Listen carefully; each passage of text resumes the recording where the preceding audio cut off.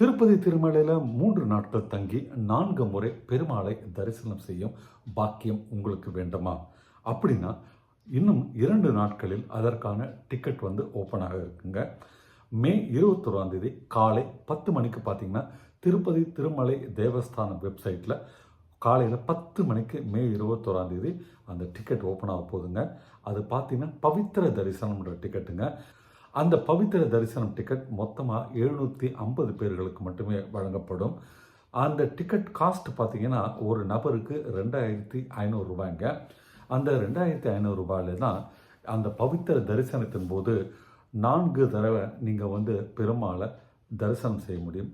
அதுவும் 3 நாட்களில் 4 முறை தொடர்ச்சியாக பெருமாளை தரிசனம் செய்யும் ஒரு பாக்கியம் அந்த பவித்திர தரிசனம் மூலம் உங்களுக்கு கிடைக்குங்க. அந்த பவித்திர தரிசனம் எப்போ நடக்குதுன்னா ஆகஸ்ட் மாதம் 22ஆம் தேதியிலிருந்து 25ஆம் தேதி வரைக்கும் மொத்தம் 4 நாட்களுக்கு பவித்திர தரிசனம் திருமலை திருப்பதியில் நடக்குங்க. அதற்கான டிக்கெட்டுகள் இன்னும் பார்த்தீங்கன்னா 2 நாட்களில் மே 21ஆம் தேதி காலை 10 மணிக்கு திருமலை திருப்பதி தேவஸ்தானம் வெப்சைட்டில் ஓப்பன் ஆகுதுங்க.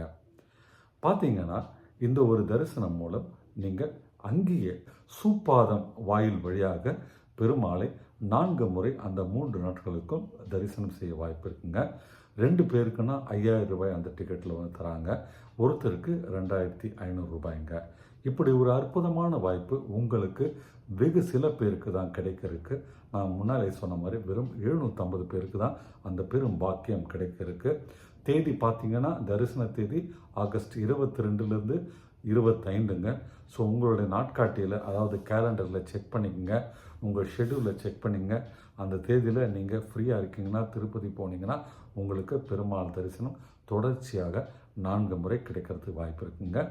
நாளை மறுநாள் 21ஆம் தேதிங்க, அதாவது வர 21ஆம் தேதி 10 மணிக்கு காலையில் வரும் வியாழக்கிழமை காலை 10 மணிக்குங்க. வெறும் 750 பேருனால கண்டிப்பாக நிறைய பேர் ட்ரை பண்ணுவாங்க. நீங்கள் முதலில் லாகின் பண்ணி கரெக்டாக ட்ரை பண்ணுங்கள். நீங்கள் முன்பதிவு செய்ய வேண்டிய அந்த ஒரு வெப்சைட்டோட பெயர் ஸ்க்ரீனில் போட்டிருக்கேன் பாருங்கள். டிடிடி தேவஸ்தானம்ஸ் .ap.gov.in அதுதாங்க அந்த சைட் பெயர். அதில் உங்களுடைய மொபைல் நம்பரை கொடுத்துட்டு ஓடிபி வழியாக நீங்கள் லாகின் பண்ண வேண்டியிருக்கும்.